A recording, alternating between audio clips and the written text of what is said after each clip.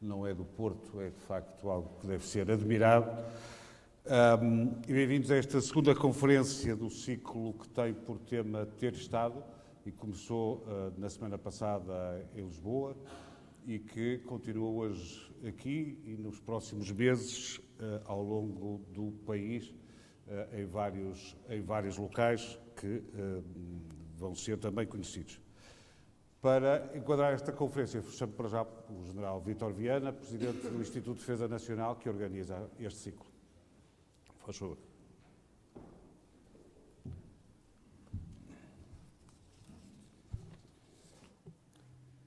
Senhora Secretária de Estado Adjunta e da Defesa Nacional, Excelência, ilustres oradores, caros convidados, minhas senhoras e meus senhores, começo por saudar e agradecer a presença de todos naquele que é o segundo debate público do ciclo Ter Estado. Na passada semana, demos início a esta iniciativa com uma reflexão sobre o sistema político português realizada no Instituto da Defesa Nacional. Tratou-se de um debate rico, em que foram apresentadas diferentes correntes de pensamento sobre o tema, seja através da participação dos oradores, seja do público na plateia, e que nos deixou importantes linhas de reflexão, designadamente sobre o sistema constitucional e o importante papel que se espera dos partidos políticos na esfera nacional.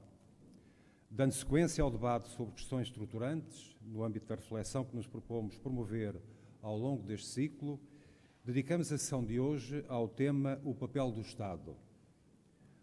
O ciclo de debates Ter Estado é uma iniciativa com o objetivo de produzir informação e reflexão relevante sobre as diversas áreas das políticas públicas e o papel do Estado no século XXI.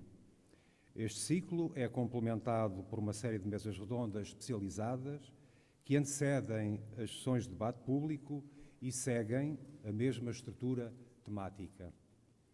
Pretende-se um debate aberto e plural, a realizar em diversos pontos do país e que culminará com uma conferência de encerramento a ter lugar no IDN no início do próximo mês de abril. Este ciclo de debates enquadra-se desde logo no âmbito do Conceito Estratégico de Defesa Nacional aprovado em 2013. Como sabem, este conceito configura uma verdadeira estratégia nacional do Estado, onde são convocadas as suas instâncias e organismos, bem como a própria sociedade, para ultrapassar vulnerabilidades conhecidas e concretizar os objetivos nacionais de médio prazo nele definidos. O envolvimento dos setores estratégicos do Estado na implementação deste conceito pressupõe a necessária mobilização dos departamentos da administração pública correlacionados com o conceito abrangente de segurança e defesa. É nesse sentido que a implementação do Conceito Estratégico de Defesa Nacional se cruza com o próprio debate sobre as funções do Estado e as políticas públicas mais adequadas a tornar o país mais apto a potenciar oportunidades e a corrigir vulnerabilidades. O debate sobre o papel do Estado e o futuro das políticas públicas está na ordem do dia. Por isso, o Instituto da Defesa Nacional não poderia ficar indiferente ao aprofundamento do debate sobre este tema, já que sempre se assumiu como ponto de encontro para a reflexão sobre o futuro do país. Foi assim em 1976, logo após a sua criação, quando promoveu uma reflexão global sobre Portugal, intitulada O País que Somos. Foi assim, mais recentemente, quando deu um contributo relevante para a elaboração do novo Conceito Estratégico de Defesa Nacional. E foi assim que, em resposta a um repto lançado pelo Sr. Ministro da Defesa Nacional, por ocasião da abertura do ano académico em 2013, inscrevemos como objetivo no Plano de Atividades para 2014 a realização de uma iniciativa mobilizadora, de uma reflexão e um debate aberto e plural sob o lema Ter Estado. Ao longo deste ciclo de debates públicos, procuraremos acolher opiniões qualificadas, mas representativas, das mais importantes correntes de pensamento democrático contemporâneo. Pretendemos, assim, dar o nosso modesto contributo para um debate que entendemos fundamental no momento presente da sociedade portuguesa. Muito obrigado.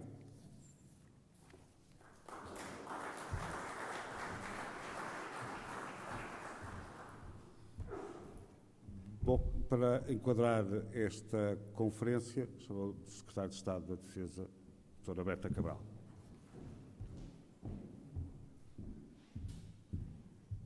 Muito obrigada, Sr.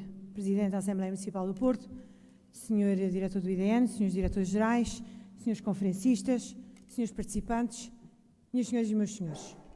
Umas breves palavras, como convém neste tipo de debates, só para fazer o enquadramento, mas antes de mais queria dar-vos nota de que o Sr. Ministro da Defesa Nacional deveria estar aqui hoje, mas por razões que se prendem com a tomada de posse do novo membro do Governo, da Sra. Ministra do Ministério da Administração Interna, acabou por não poder vir aqui, e devo-vos dizer que é com muito gosto, aliás, cumprindo as minhas funções de substituição do Sr. Ministro, quando assim tem que acontecer, que aqui estou, nesta cidade do Porto, para vos poder acolher e dar-vos as boas-vindas, tal como já fez o Sr. General Viana, mas saudar todos os participantes e agradecer a vossa presença. Queria também saudar os senhores conferencistas, agradecer a sua participação neste debate e dizer-vos que é com a maior expectativa que ouviremos as vossas intervenções e que, tanto quanto possível, promoveremos o debate nesta Assembleia de pessoas interessadas nestas matérias, que são matérias de grande atualidade e matérias de grande interesse para o nosso cotidiano. Queria também saudar o Instituto de Defesa Nacional. Como é óbvio, nestas ocasiões temos que enaltecer e patrocinar as iniciativas do Instituto de Defesa Nacional, como entidade pertencente do Ministério da Defesa Nacional, mas como disse aqui o Sr. Diretor, com esta obrigação de promover a reflexão sobre temas que são transversais à nossa sociedade. E refletir significa pensar para prosseguir um caminho necessariamente melhor.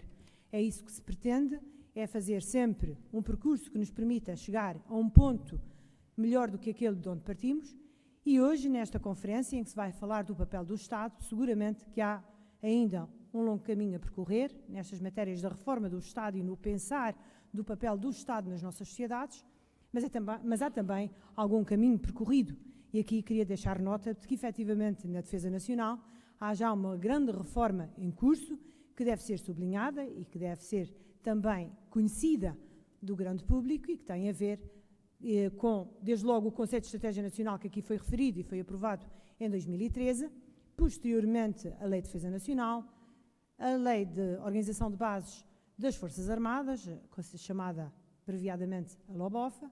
Mais recentemente foram aprovadas as 5 leis orgânicas do Ministério da Defesa Nacional, dos 3 ramos das Forças Armadas, do ENCFA e do próprio Serviços Centrais do Ministério da Defesa Nacional, e está em curso e em fase final a elaboração do Estatuto dos Militares das Forças Armadas, configurando assim o final de uma grande reforma que passa pela redução de militares, que passa pela redução de pessoal civil, que passa pela junção de vários serviços, dos quais eu destacaria pelo seu simbolismo o Hospital das Forças Armadas, e que passa também por uma grande retração do dispositivo territorial em quase 50%. Portanto, são reformas muito significativas que estão em curso, mas que naturalmente têm que prosseguir. Esta é setorial. O que nós vamos ter aqui é o papel do Estado, refletir sobre ele, sobre o papel do Estado, de forma mais transversal a todas as áreas do domínio em que o Estado deve e está presente.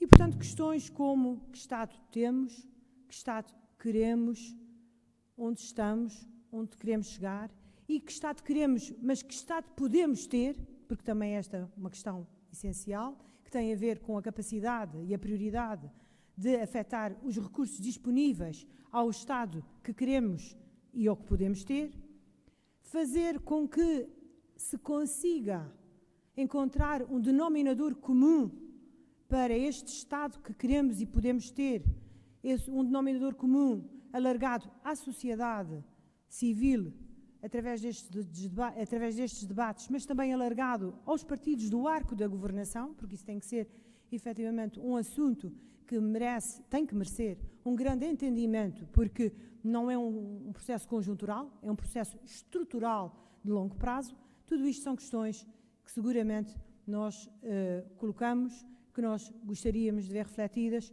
que gostaríamos depois de encontrar a resposta na fase final destes debates, destas conferências. E, portanto, antecipando aqui já algumas questões que podem ser colocadas no final, mas que também já podem ser trabalhadas durante as intervenções dos conferencistas. Deixava-vos desejando uma boa conferência a todos vós e, acima de tudo, que nós sejamos capazes de absorver tudo aquilo que têm para nos transmitir. Muito obrigada pela vossa participação, muito obrigada mais uma vez pela vossa presença. Muito obrigada.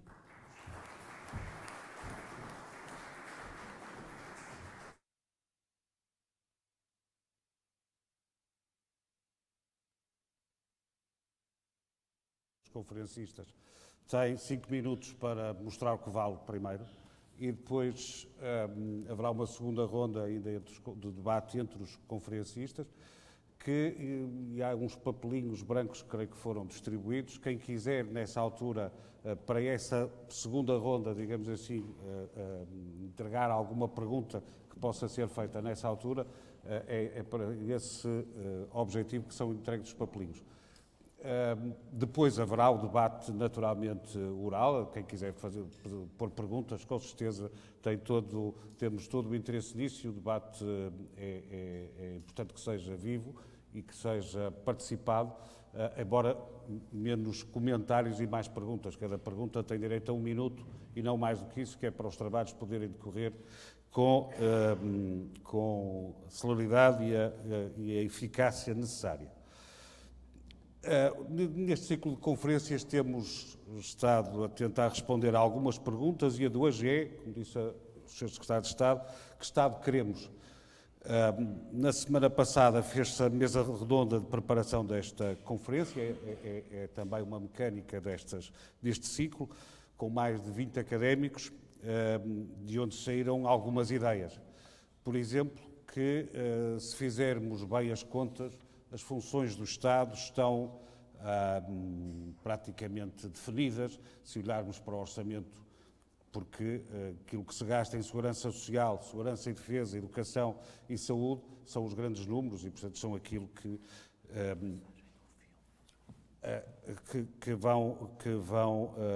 em que está a maior parte do dinheiro. Mas também se chega à conclusão que o Estado hoje aquilo que gasta o Estado hoje tirando as pensões, segundo aquilo que disseram os especialistas, tirando as pensões basicamente, em termos de percentagem do PIB, o que gastava há 15 anos, 17, acho que desde 1998. Apesar de que o PIB aumentou de 76 para 168 mil milhões de euros, o PIB real cresceu 4% entre 87 e 2000 e apenas 0,2% de 2000 até hoje. Há um sistema de pensões que é de repartição, que é um sistema mais caro do que o modelo privado, ou misto, e que o Estado também tem ajustado à crise. A expansão do Estado terá acabado no início desta década ou mesmo antes, segundo os números, mesmo em termos de emprego. E então, que Estado queremos agora ter? Vamos ver só um pequeno filme antes de darmos início à conferência.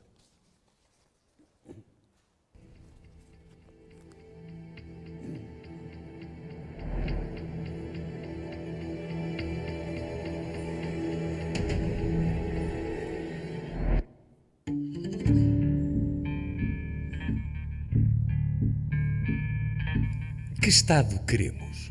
Maior? Menor? Com mais Estado Social, menos Estado Social? Queremos mais Estado na economia, menos Estado na economia? Ou será melhor discutir, antes do tamanho do Estado, a essência do Estado? O Estado serve os cidadãos ou os cidadãos servem o Estado? O Estado, em qualquer dos casos, serve para quê? Por que é que o Estado fala uma linguagem inacessível? O Estado gasta dinheiro a fazer uma lei. Depois, gasta dinheiro a contratar especialistas que interpretem a lei. Para se relacionar com o Estado, o cidadão tem de ser intermediado ou por um contabilista ou por um advogado, porque precisa de alguém que perceba a língua do Estado. O cidadão paga impostos para financiar o Estado. Depois, paga a um intermediário que o defenda do Estado. Para Luís XIV, O Estado era ele. Para nós, o Estado são eles. Uma entidade misteriosa, sem rosto, sem nome, sem princípio nem fim, destinada desde e para sempre a perseguir-nos. O grande exercício visível do poder do Estado são as finanças. O Estado tem dificuldade em encontrar-nos. As finanças sabem sempre onde estamos. O Estado deixa-nos em lista de espera. As finanças têm sempre tempo para nós. O Estado presume a nossa inocência.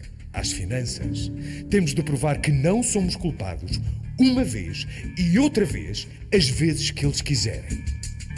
Por que é que vivemos num Estado em que se fala mais de contribuintes do que de cidadãos? Por que é que vivemos num Estado que abre às 9 e fecha às 5, de segunda à sexta-feira?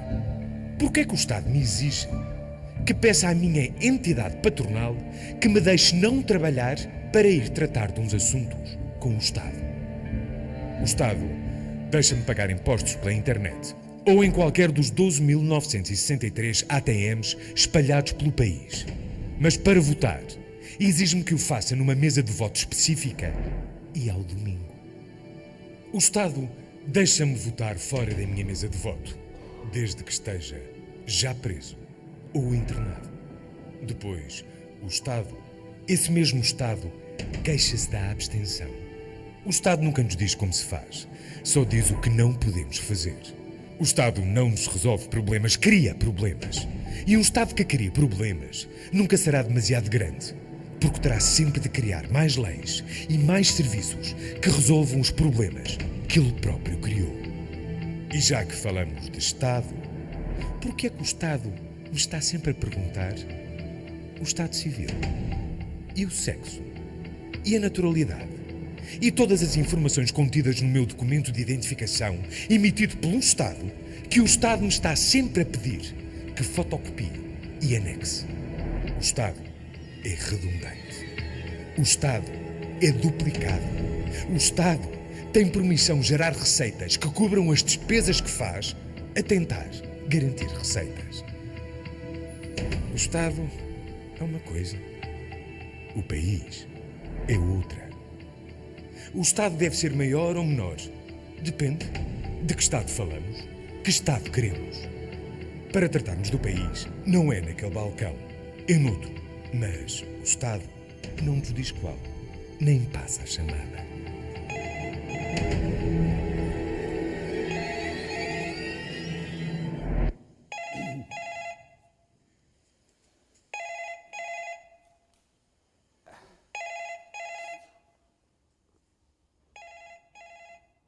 É o que se chama um filme provocador, para iniciar alguma coisa assim, eventualmente, mas foi por alguém que quis naturalmente interpelar alguma concepção do Estado. E, portanto, para começar, temos que começar pela senhora, como é evidente, a doutora Maria João Carioca vai falar agora.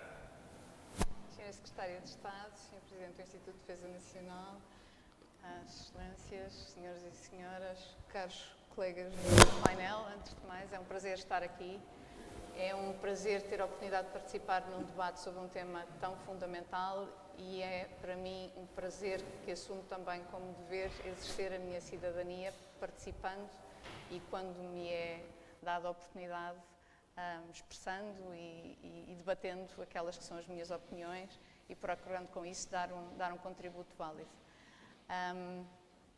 O meu colega de painel dizia que isto era um filme feito pelo um anarquista, verdade? Não sei se terá sido um anarquista. Alguém que seguramente tem um conjunto de insatisfações grandes e que se calhar não é um anarquista porque uma grande parte dos cidadãos em algum momento ou outro terão, enfim, num momento mais ou menos insatisfação, expresso este tipo de opiniões. Eu não creio que discutir o Estado seja apenas algo que se deva fazer em momento e em condição de insatisfação. Acho que é algo que efetivamente nos requer uma reflexão mais profunda. E eu, quando recebi este convite, comecei por pensar que a minha reflexão acerca de que Estado quero ou de que Estado queremos acaba sempre por ser condicionada por 2 ou 3 pontos de princípio, pontos de enquadramento, se quisermos, que eu vou começar por partilhar convosco muito rapidamente e depois então dir-vos-ei 3 linhas que para mim conduzem o meu pensamento acerca de que Estado quero ou daquilo que fundamentalmente espero do Estado, independentemente daquilo que é a leitura das funções tradicionais do Estado.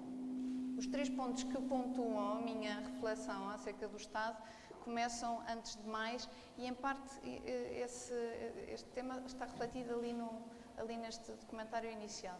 Nós muitas vezes trazemos a discussão acerca do que queremos do Estado e do que é o Estado para um nível muito minimalista, muito encostado àquilo que é o desempenho do poder executivo, nomeadamente do poder executivo central, do governo.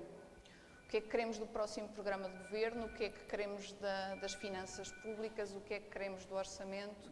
Trazemos-lo muito para esse limite e para mim isso é uma concepção relativamente estreita de Estado.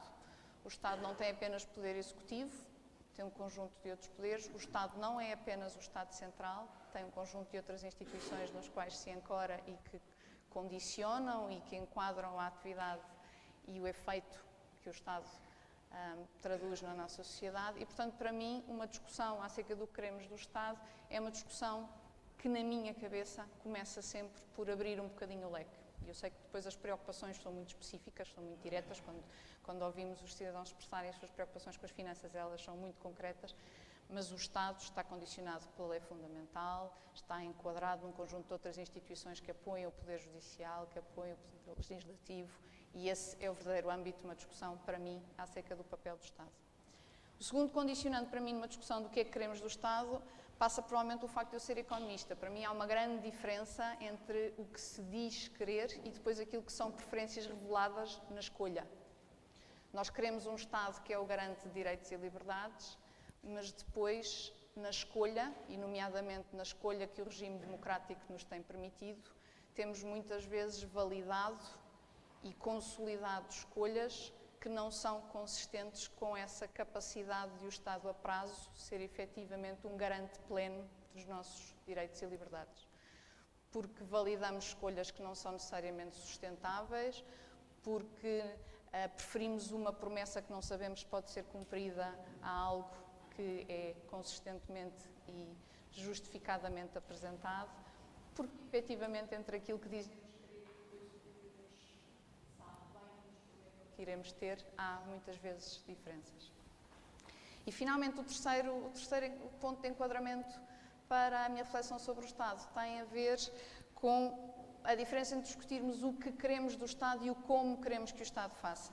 Eu sei que o que queremos que o Estado faça, o quanto queremos que o Estado esteja na economia, o quanto queremos que o Estado seja um agente direto e interventor, é muitas vezes linha de clivagem no discurso político, é, se quisermos, hoje em dia um dos pontos de ideologia política mais marcados e, portanto, discute-se muito, mas para mim eu não posso ter uma discussão acerca de um Estado que eu quero que faça muito se não discutir a necessidade que isso se traduz de que faça bem e também não posso assumir que não quero que o Estado não faça nada simplesmente porque tenho um parti pris que à partida diz que o Estado o que faz mal e, portanto, deve fazer muito pouco. E, portanto, por aí eu condiciono a minha discussão de como é que quero que o Estado haja, mas sempre partindo do princípio que o que quer que seja que faça, há um dever como cidadão de exigir que faça bem. Dito isto, três aspectos daquilo que eu quero do Estado, para que depois possamos talvez discuti-los um pouco mais de profundidade. O que eu quero do Estado? Um Estado que assegure a soberania.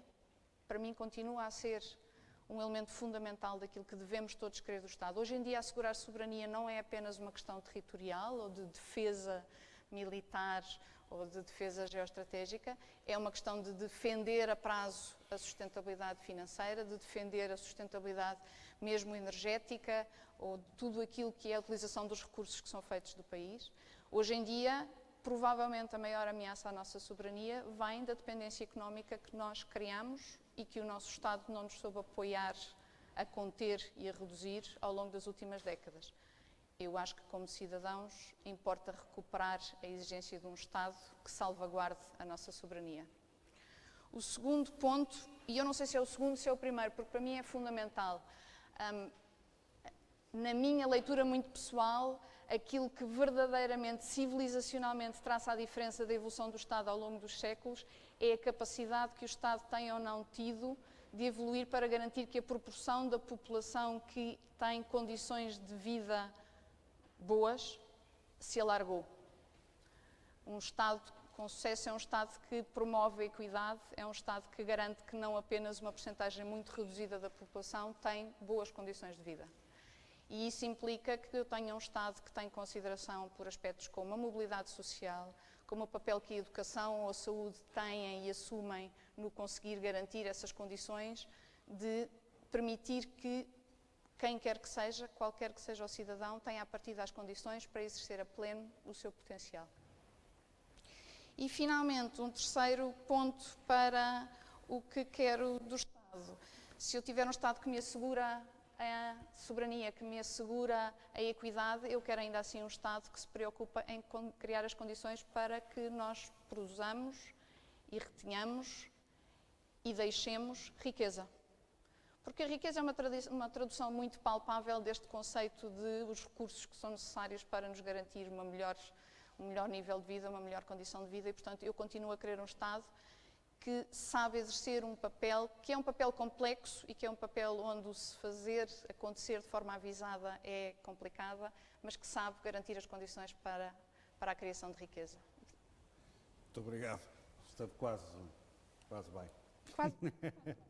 Vou dizer a diferença. Dr. João Galamba, a seguir. Bom dia. Eu não sou nem um anarquista nem um libertário e, portanto, acho que falta o outro lado do filme.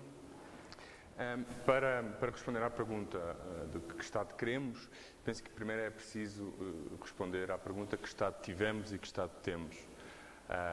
E eu aqui divirjo de uma ideia que eu penso que tem passado nos últimos tempos e que eu aqui venho na qualidade de deputado do PS, que tem passado, que a atual maioria tem tentado passar, que o Estado é, num certo sentido, a causa dos nossos problemas. Eu discordo dessa posição, depois poderei explicar mais detalhadamente no debate porque é assim.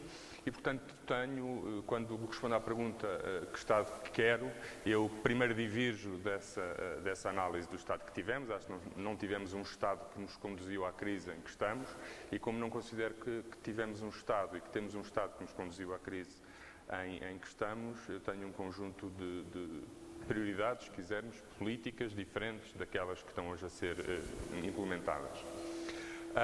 Portugal deve ter um Estado que, e aqui acho que é uma área onde o arco da governação, que é uma expressão que eu abomino, confesso, acho que aqui há um óbvio consenso, porque é alguém que todos os partidos, tirando partidos revolucionários, concordam, que é o Estado que tem que assegurar as funções básicas de soberania, que são essenciais ao funcionamento de uma sociedade, e aquilo que distingue a minha área política de outras áreas políticas mais à direita é a ideia de que isso não só não chega, como, na realidade, as outras áreas de intervenção do Estado sobrepõem-se também às áreas de soberania e são condições essenciais para que estas possam existir com normalidade e legitimidade. E, portanto, eu entendo que, para além dos direitos sociais e políticos, os direitos económicos são parte integrante da função do Estado e não podemos pensar a soberania em democracia sem a inclusão desses direitos. Mas, para mim, o Estado é também mais do que um agente redistribuidor, é também um agente facilitador, como foi aqui referido. Portanto, o Estado não é algo que surge depois do mercado, o Estado constitui o mercado e constitui, num certo sentido, através de regras, através de normas, através de um conjunto de instituições, o campo onde o setor privado se pode desenvolver e onde pode desenvolver a sua atuação, mas isso para mim também não chega. Ou seja, para além das funções de soberania, para além da dimensão redistributiva do Estado e para além da dimensão facilitadora do Estado, eu acrescento uma quarta, se quisermos, e aí haverá certamente diferenças entre aquilo que eu penso e, por exemplo, os oradores à minha direita e talvez à minha esquerda, não sei, embora como estamos perante uma administradora da Caixa Geral de Depósitos, penso que não. E que o Estado é, na minha opinião, o principal agente transformador de um país. Ou seja, eu defendo uma ideia de um Estado estratega que não se sobrepõe às empresas, mas que, em articulação com elas, colabora na construção do futuro do país.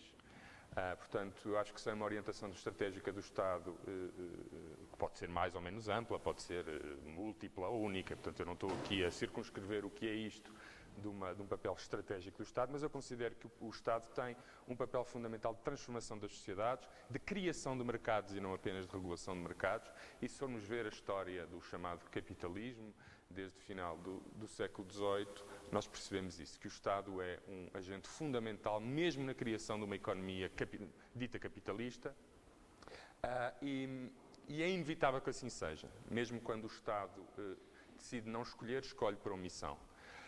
E, portanto, é nestas 4 dimensões do Estado, portanto, nas funções de soberania, na dimensão redistributiva, na dimensão facilitadora da atividade privada de pessoas e empresas, mas também na sua dimensão estratégica, que eu penso o papel do Estado. E penso que é muito importante, no momento em que vivemos, reconhecer as potencialidades positivas do Estado e não apenas encarar o Estado como um obstáculo que importa retirar da frente, e que sem essa, se quisermos, recentragem de uma ideia do Estado transformador, muito dificilmente poderemos alcançar a transformação que desejamos no nosso país. Portanto, aquela ideia de que o Estado é um obstáculo ao desenvolvimento, o Estado é um empecilho, que o Estado social é um entrave ao nosso desenvolvimento, que o Estado é excessivamente burocrático e não permite ao setor privado libertar todas as suas energias criativas, é uma visão que eu não partilho e que procurarei depois explorar mais em detalhe no debate que segue. Muito obrigado. Obrigado. Dr. Helder Rosalino, que foi Secretário de Estado e que, enfim, de um certo sentido, protagonizou esse agente transformador do Estado, se calhar não como o Dr. João Galamba o entende, mas seguramente transformou uma boa parte do Estado.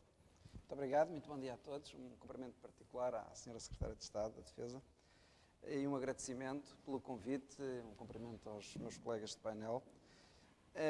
Tenho que fazer uma declaração prévia em obediência ao Código de Conduta do Banco de Portugal, portanto as minhas opiniões responsabilizam-me apenas a mim, não responsabilizam o Banco de Portugal. E dito isto, eu gostava de começar a minha intervenção fazendo alguma alusão ao filme que aqui foi passado. Enfim, de facto, partilho um pouco da opinião de que é um filme um pouco anarquista, um pouco sectário do ponto de vista da visão e da opinião que demonstra sobre o Estado.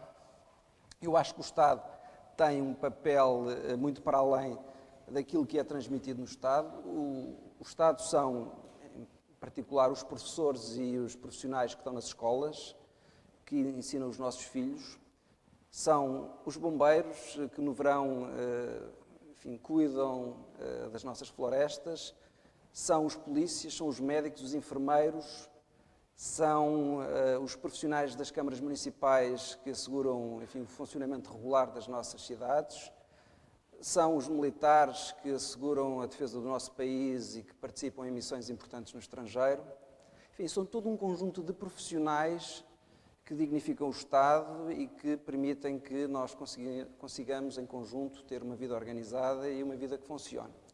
E, portanto, só este conjunto de exemplos de funções que o Estado desenvolve representam hoje cerca de 80% ou mais daquilo que é a atividade do Estado e aquilo que ocupa este quantitativo de funcionários públicos.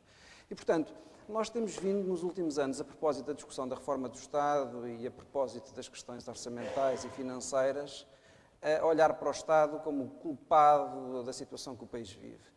E não procurando olhar para a outra face da moeda e verificar aquilo que, de facto, tem sido o contributo do Estado para a nossa evolução civilizacional, para o nosso modelo de organização, para a evolução que o país teve do ponto de vista do seu desenvolvimento, das conquistas sociais que foram adquiridas. E esta visão que tem sido dada do Estado tem sido muito prejudicial ao próprio Estado e, em particular, aos funcionários públicos. E todo este debate que tem sido feito tem sido, digamos que um debate muito causador de grande parte dos problemas que nós temos vindo a sentir ao nível do funcionamento do Estado. Criou-se a ideia coletiva de que temos um Estado que é inoperante, que é um Estado que não funciona bem e que é um Estado que está na origem dos problemas do país, ignorando, por vezes, ou ignorando em muitos casos, aquilo que são os indicadores internacionais que colocam o nosso Estado em algumas áreas no topo das melhores práticas, ignorando aquilo que foi a evolução que o Estado teve nos últimos anos, que foi muito significativa em diversos domínios. Portanto, há aqui esta tendência um pouco autofágica de olharmos para o Estado como algo que nos prejudica, ignorando aquilo que é a nossa relação cotidiana e constante com o Estado e que, naturalmente, é facilitadora da nossa vida. Ninguém imagina enfim, o nosso funcionamento coletivo sem algumas das valências que eu referi no início. E, portanto, eu não me revejo neste filme. Acho que este filme, no entanto, é um bom mote para a discussão e, sobretudo, para podermos olhar, como disse, para a outra face da moeda e verificar, de facto, o que é que o Estado hoje nos dá, sem, naturalmente, discutir as oportunidades de melhoria, os contextos que hoje vivemos, que são indutores de mudança.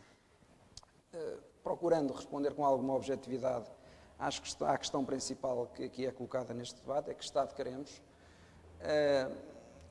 A questão é genérica e exige uma resposta, neste momento, também algo genérica, que depois pode ser concretizada de forma mais detalhada no evoluir da discussão. Mas eu acho que o Estado que devemos querer é um Estado que satisfaça as nossas necessidades, que suporte a nossa organização como povo, que suporte o funcionamento das instituições que hoje nos garantem uma vida organizada. E, portanto, esta é a questão essencial. Nós temos que perceber o que é que queremos do ponto de vista da provisão de bens e serviços que o Estado pode dar. E queremos um Estado, também devemos querer um Estado que se adequa ao contexto. O contexto hoje é um contexto mais complexo, é um contexto em permanente mudança e temos que ter um Estado que tenha a capacidade de se adaptar à mudança. E esse é um dos problemas que o Estado hoje tem. Nós temos sistemas jurídicos que envolvem o funcionamento do Estado extremamente rígidos e percebemos nos últimos anos que quisemos alterar alguns desses contextos e as dificuldades que temos.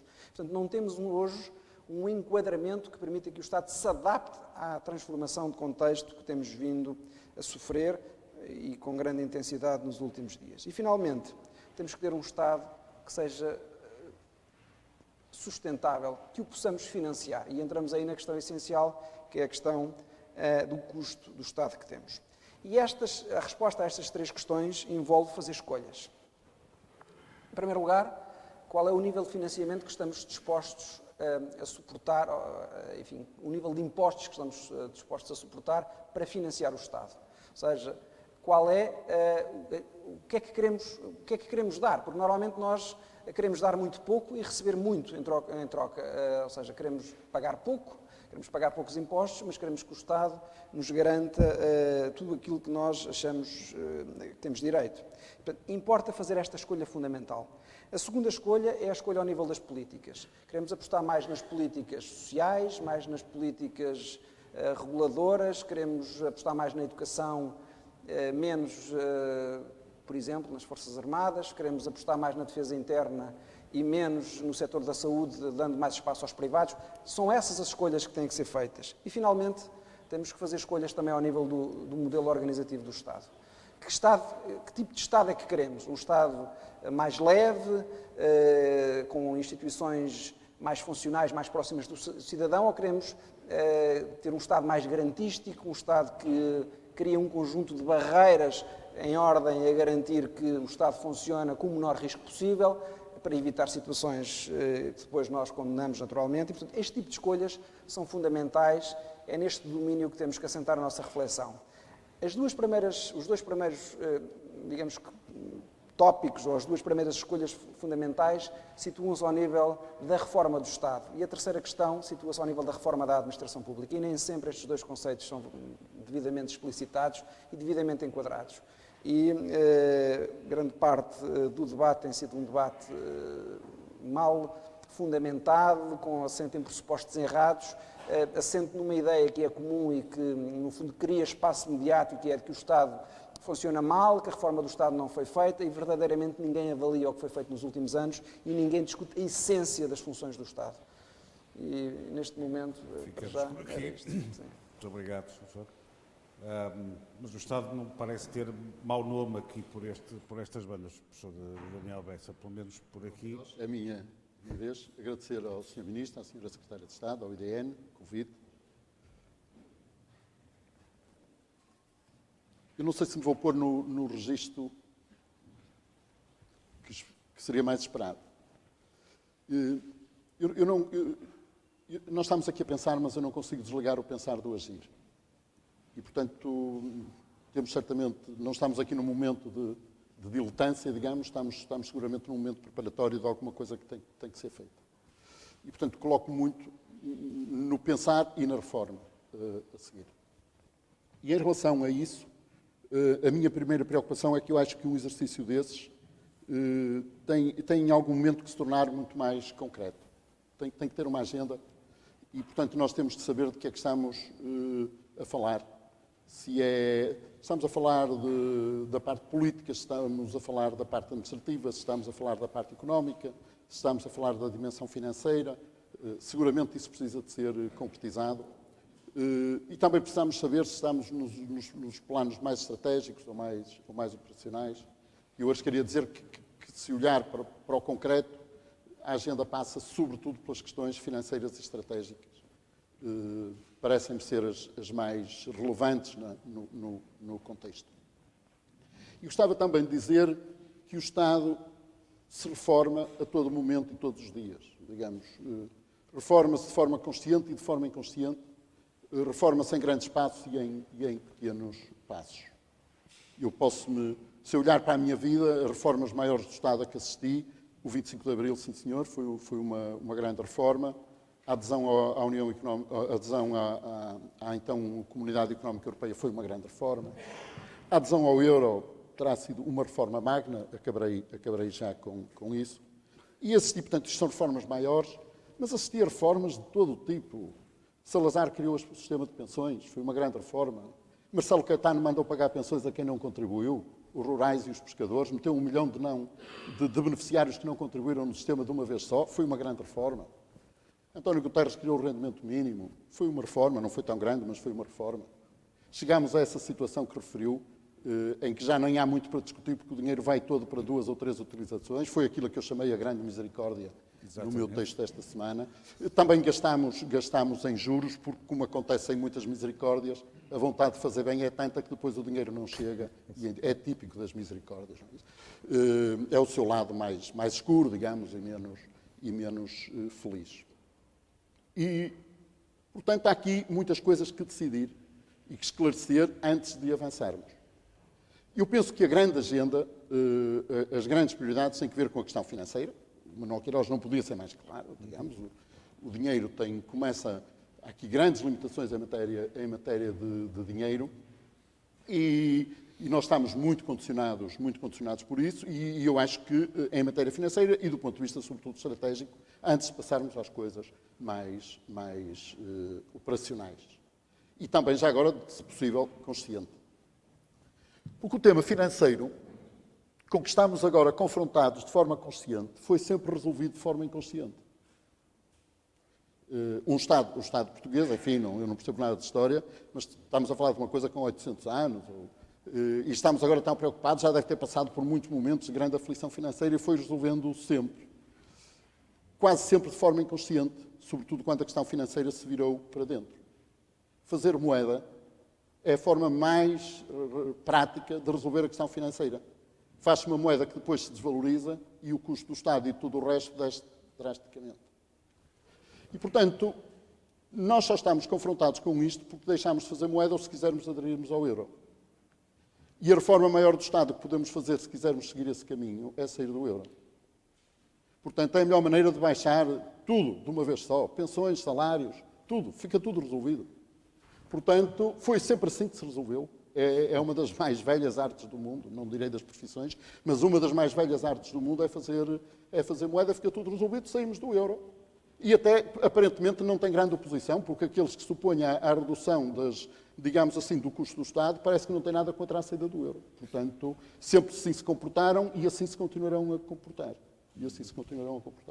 Eu não gostava de seguir a via mais simples. Alguém dizia aqui há uns dias, num pequeno filme a que assisti, que é preciso muita coragem para mudar.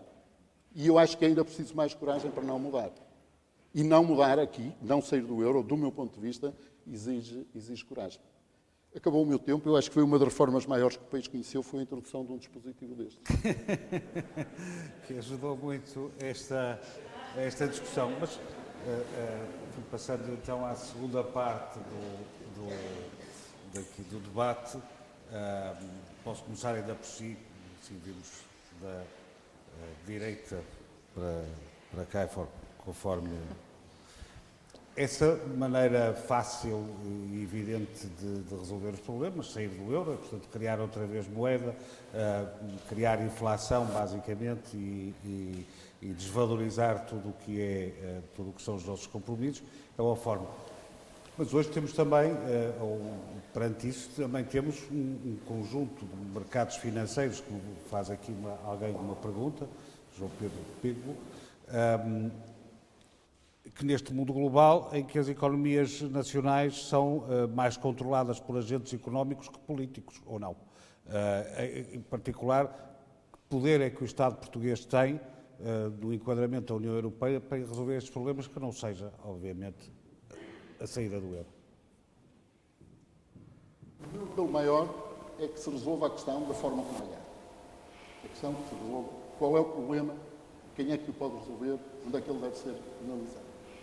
Eu não posso estar mais de acordo com essa questão da desregulação financeira, se quiser, ou da globalização do ponto de vista financeiro. É seguramente uma das condicionantes dos nossos tempos mais pesadas. E, enfim, é pesadíssima e eu acho que deve ser endereçada. Não penso que o Estado Nacional, nomeadamente o nosso, seja a instância adequada para endereçar esse problema. Ou seja, o que nós podemos fazer nessa matéria é pouquíssimo. O que podemos fazer como membros da União Europeia é alguma coisa. Temos lá uma voz, que não é a voz proporcional à nossa cota, é a voz proporcional à nossa relevância e à nossa reputação, que são coisas muito diferentes. Reputação, portanto, valor importante. Eu acho que são coisas muito diferentes. E, portanto, nessa sede, talvez seja possível nós dizermos alguma coisa com eficácia. Não estamos a falar da Sra. Merkel, ou do Sr. Obama, ou do Sr. Putin, que têm um poder próprio, claro, que não é o nosso. Mas à nossa escala, eu acho que internamente nós podemos fazer pouquíssimo nessa matéria. Porque tudo o que seja avançar sozinhos em matérias dessas, coloca-nos frequentemente... Eu posso crer que não se emita carbono em Portugal. Não resolve nada. O carbono vem de todos os lados. E quanto mais eu penalizar os portugueses que emitem carbono, mais estou a dar cabo da minha vida sem resolver o problema. E na área financeira é na mesma. Eu posso tentar resolver sozinho, não resolvo grande coisa, excluo-me, crio mais custos que proveitos. Mas, do ponto de vista estratégico, falava de uma das questões fundamentais, ser, por um lado, financeiro. Eu acho que os offshores são um escândalo. Os paraísos fiscais são um escândalo. São um escândalo. Atentam contra a democracia. Mas, portanto, é fundamental para nós, primeiro ponto, continuar na União Europeia. Isso é... Não, para mim é fundamental português continuar no euro. Continuarmos no euro. Para mim é.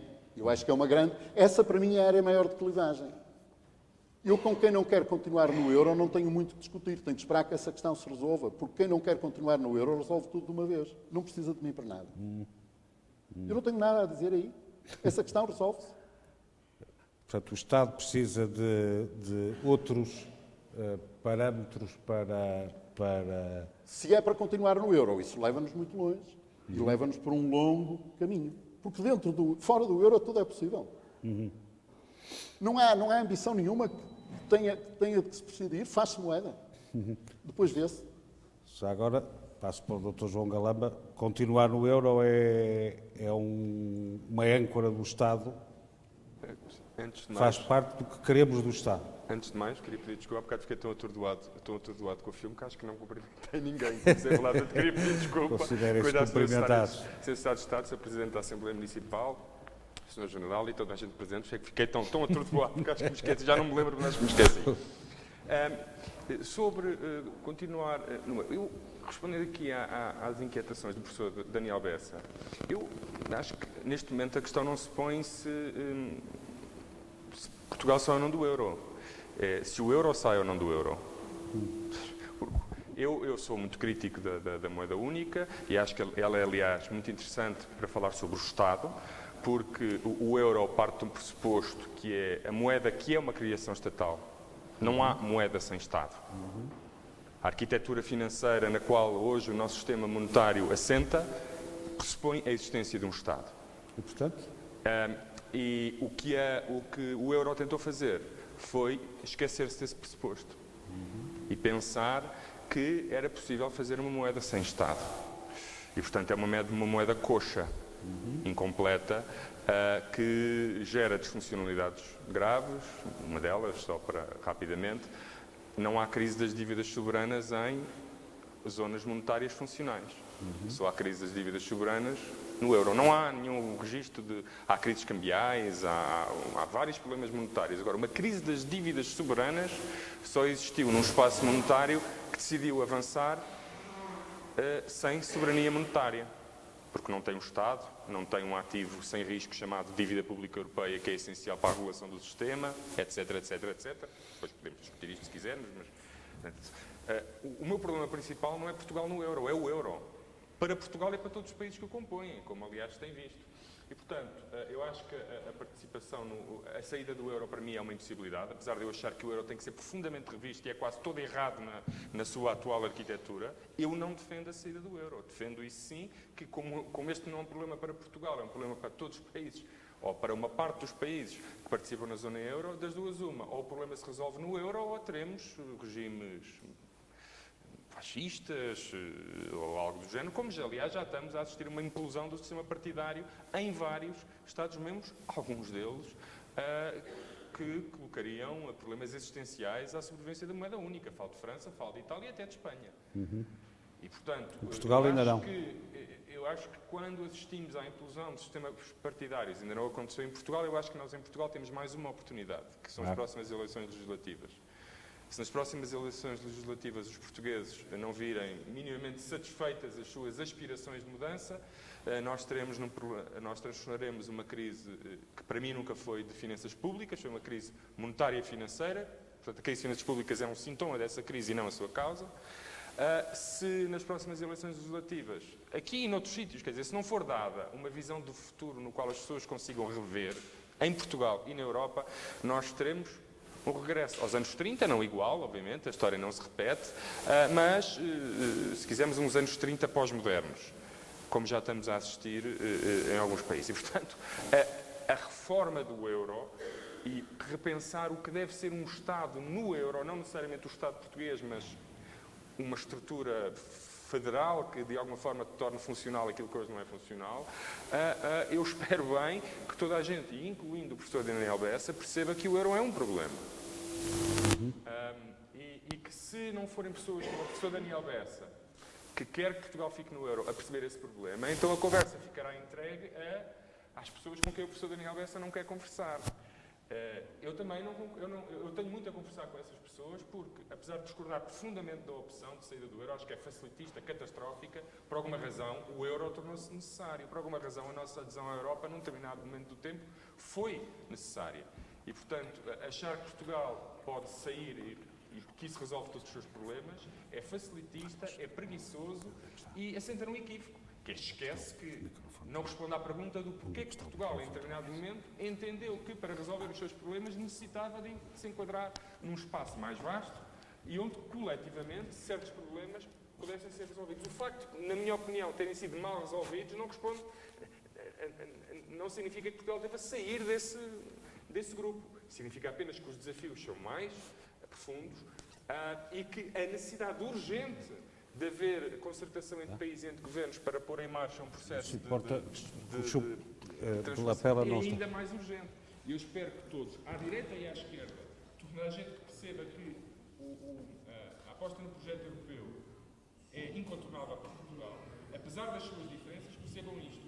E é isso muitas vezes que eu não vejo. Por exemplo, eu vou acabar aqui, para dar espaço aos colegas conferencistas, e também depois das coisas que me inquietam em Portugal, e que, retomando a minha intervenção inicial, é aquela ideia de que estamos onde estamos por culpa dos portugueses. Todos os países têm vários graus de culpa e há certas coisas, há certamente muitas coisas erradas em Portugal que têm que ser mudadas. Agora, a crise que vivemos hoje, a essência da crise que vivemos hoje, é um resultado de uma arquitetura monetária disfuncional e de um espaço económico profundamente desequilibrado, onde neste momento o que temos não é um espaço de igualdade. Um dos pressupostos da União Europeia é, por exemplo, o respeito pelas constituições de todos os Estados-membros e a igualdade de todos os Estados-membros, e temos que perceber que um espaço coletivo, que se quer político, não pode assentar na desigualdade institucionalizada entre Estados. Não pode assentar na desigualdade institucionalizada entre Estados. Porque isso é a negação das próprias cartas fundadoras e dos próprios textos legais da União Europeia. A igualdade entre Estados é fundamental. E é nessa igualdade que nós temos que procurar tornar uma coisa que hoje não é funcional. E esse, para mim, é o grande desafio. Se fizermos o ter Estado hoje, se há uma reforma do Estado que eu defendo, não é a reforma do Estado português, embora defenda reformas do Estado português, mas podemos discutir quais, é uma reforma de um Estado que não existe e que tem de existir sob alguma forma, alguma modalidade, que é um Estado europeu. Essa, para mim, é o grande desafio. Portanto, há alguém que defende aqui o federalismo, que é uma ideia também Não que... tem que ser necessariamente o federalismo, mas tem Mas que ser... alguma forma de... Alguma coisa tem que ser acrescentada à atual arquitetura monetária e financeira da Europa para que ele possa funcionar. Já agora, Dr. Helder Rosalino, a verdade é que naquilo que enunciou na sua intervenção, há um valor de base, que é eventualmente o Estado, a economia ter que crescer. E, no entanto, estamos confrontados, muitos economistas. Outro dia fiz uma entrevista com o Thomas Piketty, que dizia que esqueçam que vamos continuar a ter crescimentos económicos de 3% ao ano e tal. Isso acontece em alturas muito próprias do desenvolvimento económico, e não estamos nessa altura. Se o Estado, se a economia não crescer, como é que a provisão de direitos que o Estado pode oferecer fica? Tem que ser menor, tem que ser outra, tem que ser... Essa questão remete-nos para o dilema fundamental